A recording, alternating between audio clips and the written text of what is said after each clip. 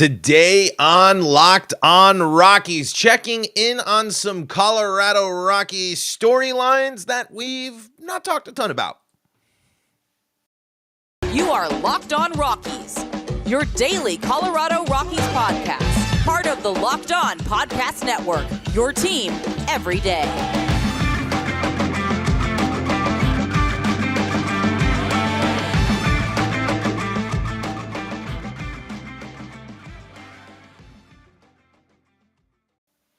Rock on Rockies fans, welcome into the Locked On Rockies podcast for today, the 9th day of May in the year 2023. I am your host of the Locked On Rockies podcast, Paul Holden, your Rockies fan extraordinaire, bringing you your daily Colorado Rockies podcast right here on the Locked On Podcast Network, where you can find your team every day. And if your team is the Colorado Rockies, well, guess what? You're in the right spot because that's what we do around here, folks. Hey, here's something cool. We are partnered with the Sirius XM team over there. So guess what? The Rockies play the Pirates tonight at 4:35 Mountain Time. And you can catch every pitch of the Rockies hometown broadcast with Sirius XM on the SXM app. Search Locked On Rockies. Folks, today we are catching up on some Rockies storylines. I think one of the biggest ones being the Yoanthan Daza news, where designated for assignment, clears waivers, and back in the organization. Saw an interesting piece, I believe it was from Fansided, that we're going to go into and check out there about some possible trade targets that the Rockies might make in order to keep Yoanthan Daza. So I'm curious if that's really the plan, especially with the Rockies willing to DFA him in that instance. We also are going to talk about a little bit about the Rockies bullpen. Want to talk about Elías Díaz, and we'll just check in on some players as well. Recap yesterday's game, which was a bummer, but kind of if it's the exact same way it panned out in the last series, we'll take it. Let's start with the Yoanthan Daza news that I this one caught me completely off guard. I had no real expectation for the Rockies to designate Yoanthan Daza for assignment, and this was something that I think it just proves. I think what's unfortunate is Yoanthan Daza has basically committed his whole professional life to the Rockies. With the Rockies coming up, and I mean, this guy I think has been with the team since he was like 16 or something like that. He's been within the organization for over a decade at the various levels, and it's not that Yoanthan Daza has been bad. It's not that Yoanthan Daza hasn't been able to kind of figure out what we know what Yoanthan Daza is capable of. And I mean, his line's not horrendous here. 20 hits, 270, 304 OBP, and an OPS of 655. But was this a move just because the Rockies were hopeful that he was going to clear waivers, and since he didn't have options, this was a way to get him at minor league level and clear up some room? Sure. But if you're willing to DFA him, and Yoanthan Daza has put up the numbers he has, just trade him. I mean, just make a trade, right? I mean, I know it might be early in the season to be doing that, and teams might not be so interested in. Obviously, you saw the teams not interested in claiming and making sure that he is picked off waivers. But again, it's just, if you know you have this glut in the outfield, if you want to move on from Yoanthan Daza, you can't at least go field some interest, see what's going on, see who will take a flyer. I mean, a trade for Yoanthan Daza isn't much, but a trade for Yoanthan Daza is something. I think this team was a little more confident in him coming back, and I think we'll see more Yoanthan Daza here in this series, not in this series, but in this season. But it's not. It's still very strange. I mean, this was who I thought, this was the starting center fielder. This was the starter. This was someone who had had the breakout season. It was very, very interesting. But does that mean he can't improve? Does that mean that we haven't seen enough? I certainly think he can come up and do something, but he's got a lot to prove. I just think the opportunity is kind of fading. You're gonna, if Doyle continues to, the Doyle's impact on the bases and Doyle's impact on games has been a major factor for the Rockies over the last 2 weeks. He's played good defense too. You have Jurickson Profar. You have also you have Chris Bryant in right field. You're still playing Charlie Blackmon. It's just kind of a similar situation, I feel like, to what happened when it came to Connor Joe.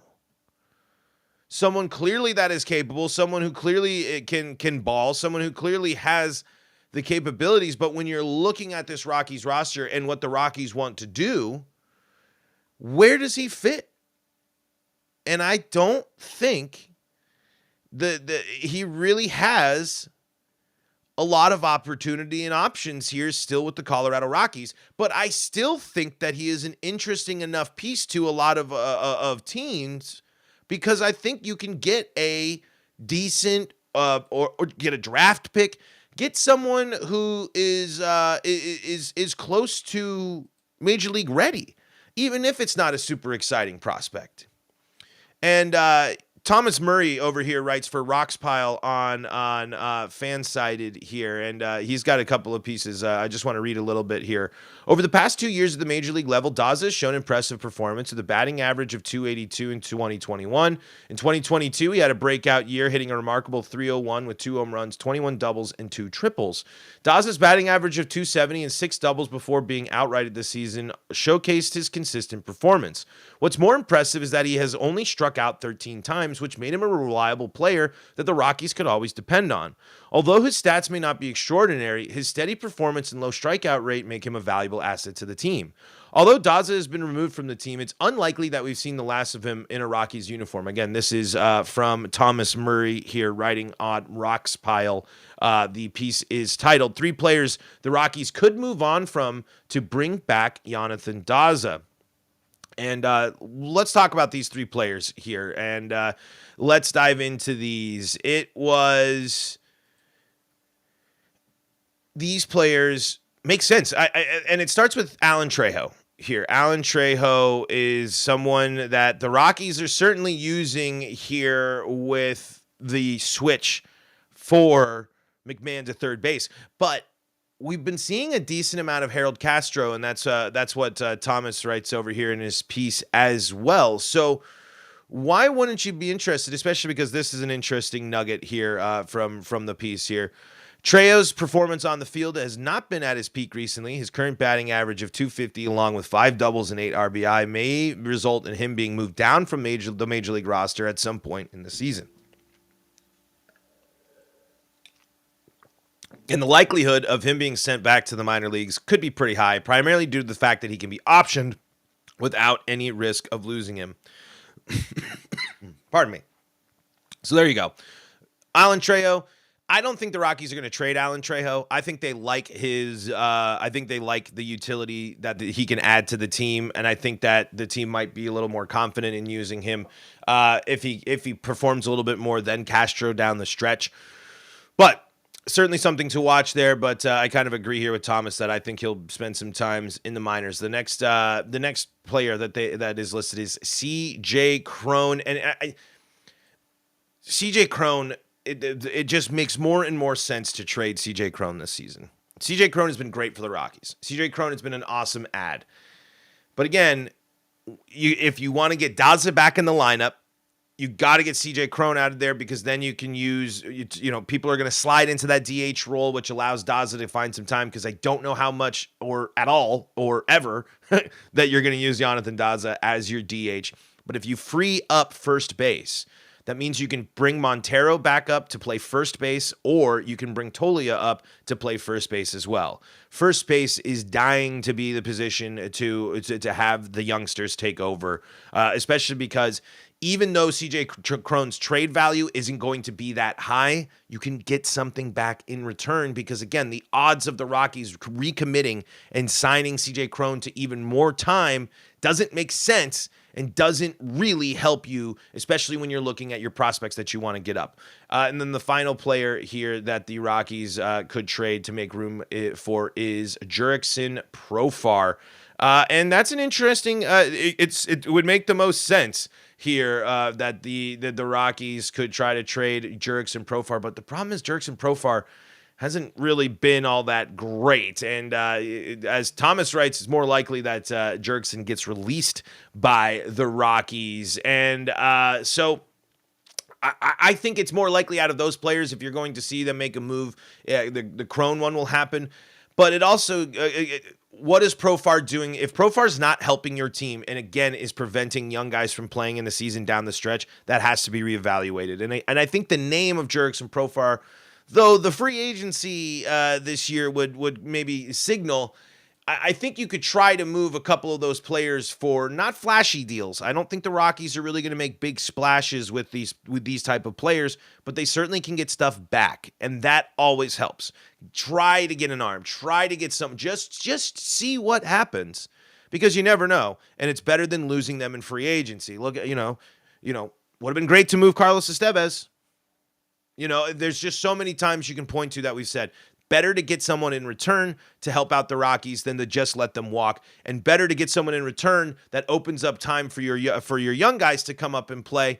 That's how you get, and especially if you want to leave the door open for Yoanthan Daza to come back, you're going to have to make some sort of corresponding moves, and Thomas there gives you a couple. Go read the full piece and go get the full dive there into Thomas Murray's piece on Rock's Pile there to see all sorts of stuff going on there with the Yoanthan Daza move. It's a really interesting one, but I think I'm going to agree and say we have not seen the last of Yoanthan Daza being back with the Rockies. It's certainly a risky move. I am surprised the team didn't try to go after Daza.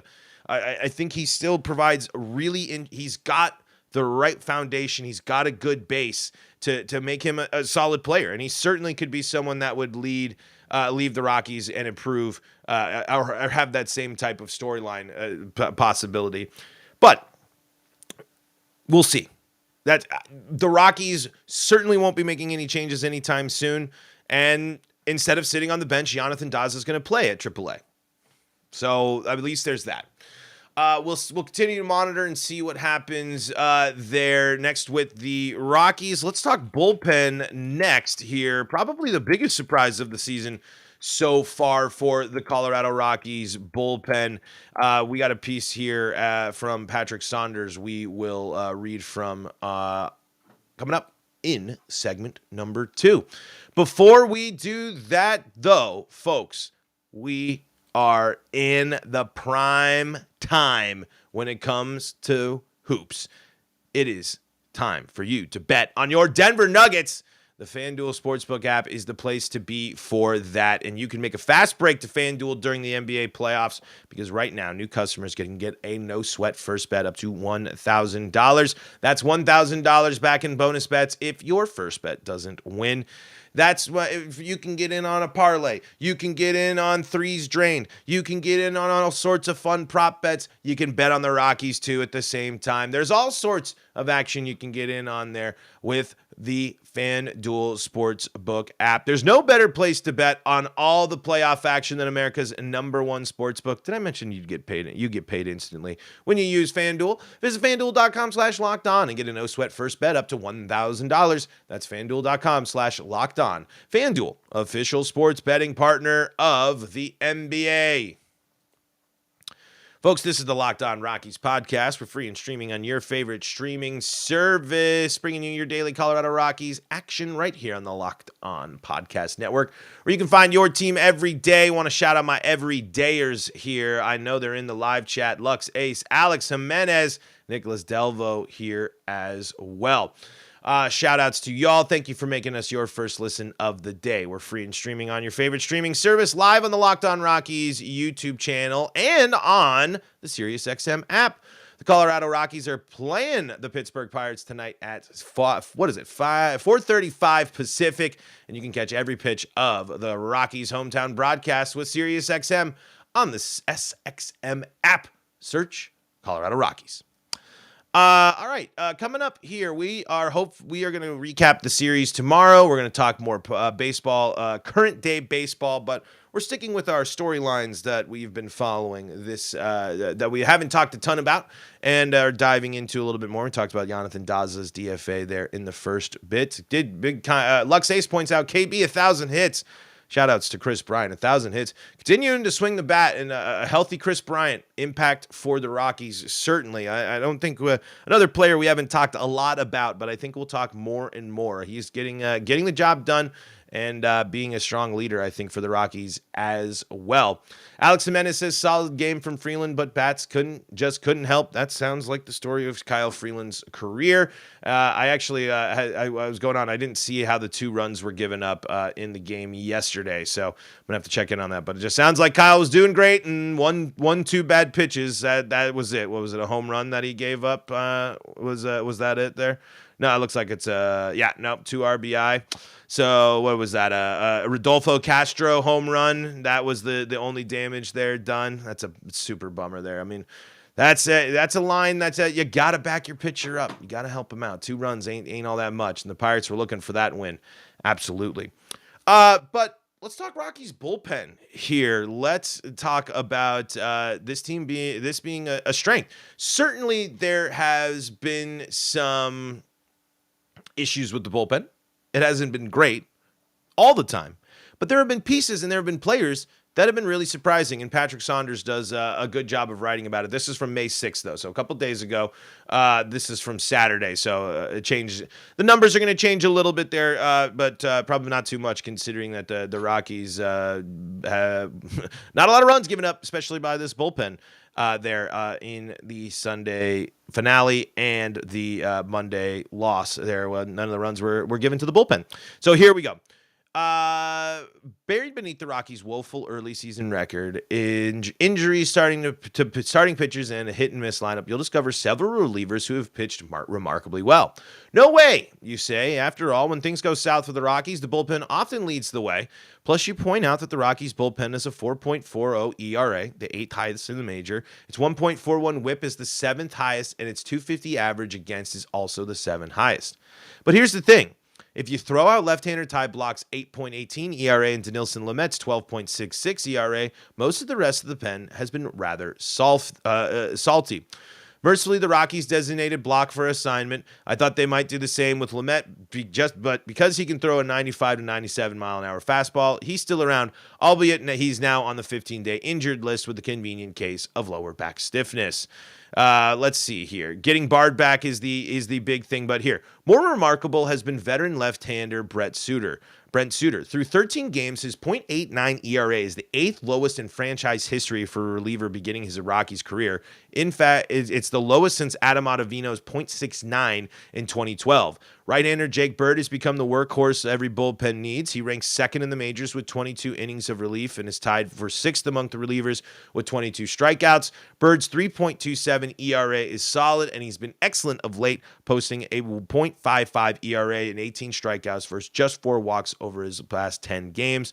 Brad Hand, a 3-time All-Star, has been nicked a few times, but his 3.86 ERA is solid, and he's delivered 17 strikeouts and walked only 6. Right-hander Pierce Johnson, the unofficial closer, has 4 saves and 4 chances, but he's starting to show that he can be vulnerable, as evidenced by his 5.11 ERA, 1.78 WHIP, and 2.80 average against. Just to finish here from Saunders' piece, how long will the bullpen excellence last? History tells us that as temperatures rise at Coors Field and as the innings pile up, relievers' ERAs will begin to soar, but right now, the bullpen deserves some cheers. Exactly the interesting part of this Rockies bullpen. It's been great. All those lines are awesome. Good starts are great. We're seeing it. How much will that carry over throughout the year? And it's something interesting, and that is a very interesting. We'll talk about that, Ryan Tarlsky. I see it. We'll have to talk about that stat. It's a there's nothing, it's not overpowering them, right? It's not doing anything crazy, but it's helping the Rockies stay close. And when it is close, it's because these arms mentioned in this piece are helping the Rockies keep them in ball games and keep them close. When you're looking for players that have been solid, when you're looking for the good things that have been good throughout the season so far, you can look to Suter as an example for that. And the Rockies, like we said, are just now getting Daniel Bard back and using him in different situations where he can be effective. Now, the Rockies are going to need him to get back into that closer role as well. And in that piece, it doesn't even mention Justin Lawrence's successes as well.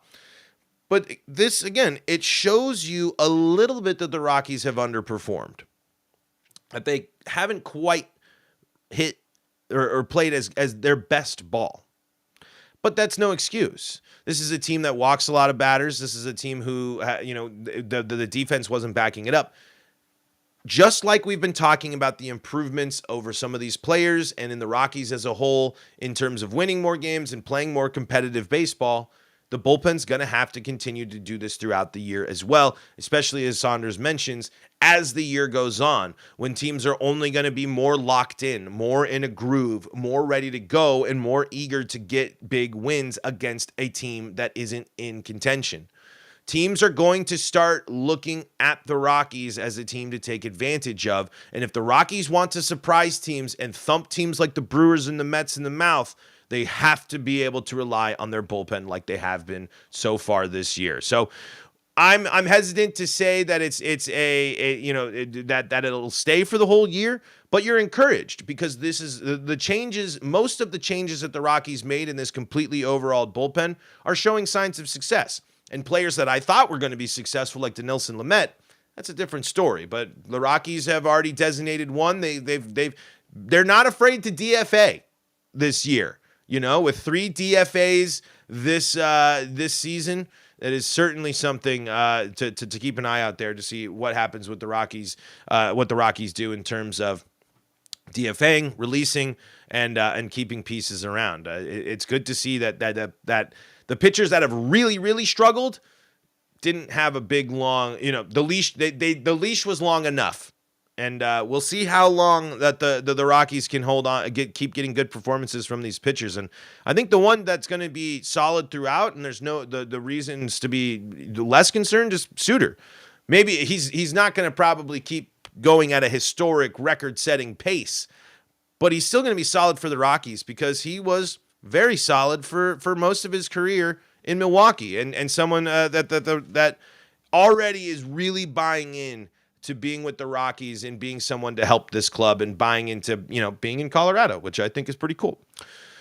Okay, let's also take a quick look at our final Rocky storyline. Just want to check in on Elías Díaz's performance. We'll also just take a couple of comments here. An interesting stat from Ryan Tarlsky there in the live chat that we'll talk about as well coming up here in segment number 3, heading your way right after this.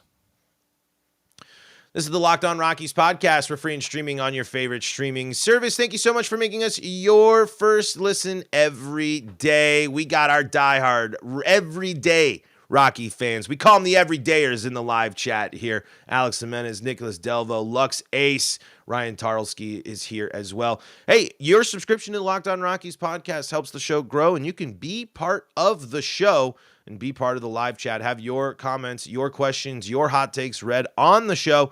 And as we get closer and closer to 500 YouTube subscribers, that means we get closer and closer to a giveaway announcement. That's right, folks. If we get to 450 YouTube subscribers, I will make the announcement of what we will do for the giveaway for 500 YouTube subscribers. So help us reach that point. And thanks again for making us your first listen every day. Free and streaming on your favorite streaming service, live on the Locked On Rockies YouTube channel, and here every day for your Rockies needs. Elías Díaz is currently batting .333, 381, and an OPP of 381, an OPS of 861. He has 18 RBI. He has 3 home runs with 34 hits. On top of that, he is playing some very good defense and throwing batters out as well. There is certainly a case for an Elías Díaz all-star season, but we just have to see how long that he can keep this going. We have seen enough hot and cold from Diaz, but we've also seen a different Elías Díaz this year, from mentality, from spots in the lineup, and from confidence, I think, in just himself and his abilities. Let's take a quick look at this stat as well. This is from MLB Network. In 32 games, he's slashing 331, 380, 381, 480, and has caught 10 of 19 base stealers, the third highest percent among catchers with 15 plus starts. And this is a follow-up on that stat here. From Patrick Lyons here, friend of the show. Franchise record for stealing percentage, 22 of 45 by Danny Ardone in 2005. So that would mean, so let's see. Yeah. If he keeps this pace up, Elías Díaz will set a record for the Rockies in base stealing.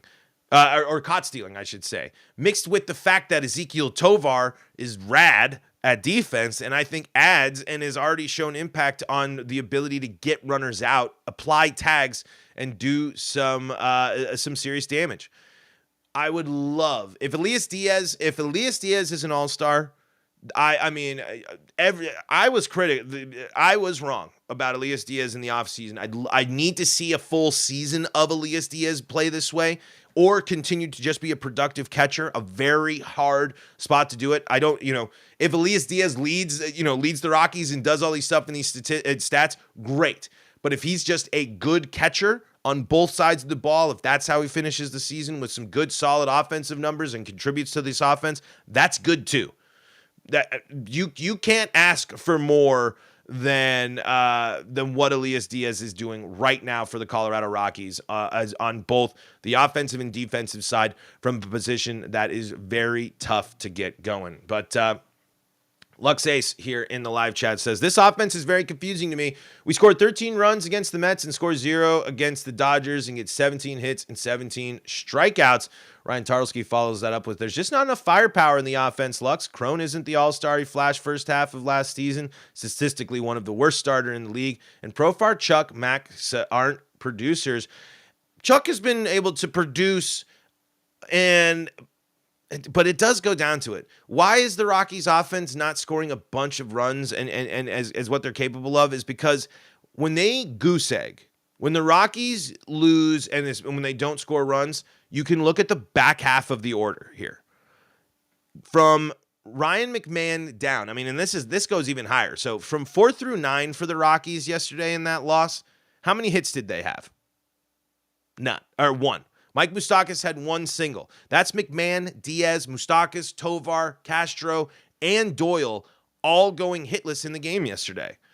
You can't have that. And on top of that, the Rockies only drew one walk yesterday. And the Pirates pitcher, it's a good Pirates pitcher in Mitch Keller. He just went out there and threw a complete game against the Rockies, 8 strikeouts, only giving up 4 hits. That's a good pitcher. Sometimes you just run into that good pitching, and you run into a Pirates team that they got a good pitcher on the mound, and they got someone that and they're going up against a team that they already thumped around, and that they need to snap a winning streak. Those baseball games happen. But if you really want to look at the struggles of the Rockies offense, you look no further than the back half. If the Rockies back half of the lineup does not produce, the Rockies will not win.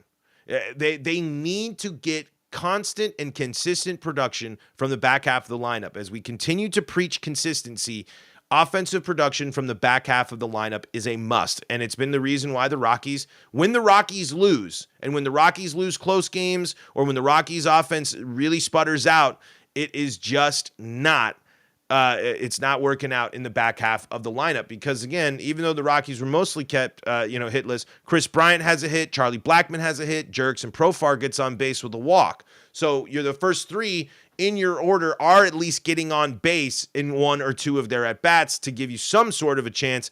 And then when nothing is coming from behind it, that's the real issue. When you compare that to the Rockies' success there against the Mets in that last game against the Mets, that back half of the lineup, every single person got it from McMahon down. Ryan McMahon got a hit in that finale against the Mets. Alan Trejo had 2. Ezekiel Tovar had 2. Austin Wynns, the catcher at that point, had a hit. Brenton Doyle had 3 hits, on top of Profar and Grichuk and Bryant also having hits at the top of the lineup. So when the Rockies get shut out and when the Rockies are really struggling on offense, it's extra. It is really high, emphasized in the back half. When the Rockies are struggling and the offense especially is struggling, the back half of that batting order seems to struggle the most.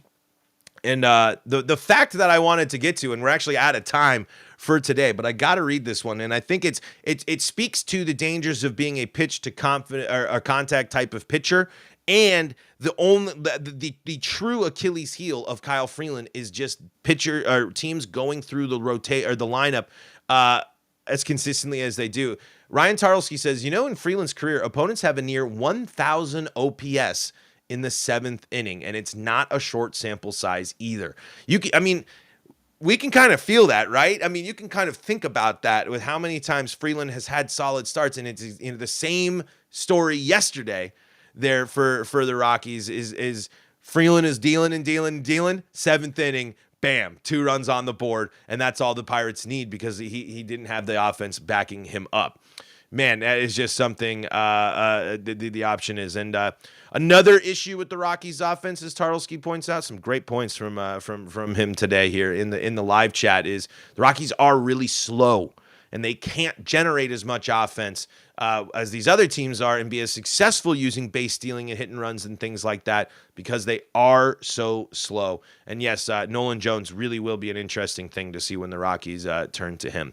But folks, that is going to do it for today's episode of Locked On Rockies. Rockies Pirates coming your way here in just about an hour. So a little pre-game pod for you all here to get ready. I think the Rockies are going to take this one. I think the Rockies are still feeling confident. I think the Rockies, as long as they are going to be able to hang with their starters, what is it going to be? Gomber out there, I believe. Here on this, let's see if I'm getting the right starter here. Is it going to be... No, it's going to be Connor Seabold today. Connor Seabold on the bump for the Rockies. He will be getting the start. They're keeping Gomber in his in that 4 spot. So it would be so we'll see how he does in his second start of the year. But I'm going to say it is going to be a little bit of a shaky start, but it's going to be a 7-5 win for the Rockies tonight. What do you think? You tell me. What are your thoughts on the Rockies storylines and the Rockies news that I need to know about? Let me know in the comments. Let me know on Twitter at LO Rockies. And thank you so much for making us your first listen of the day. Great live chat today.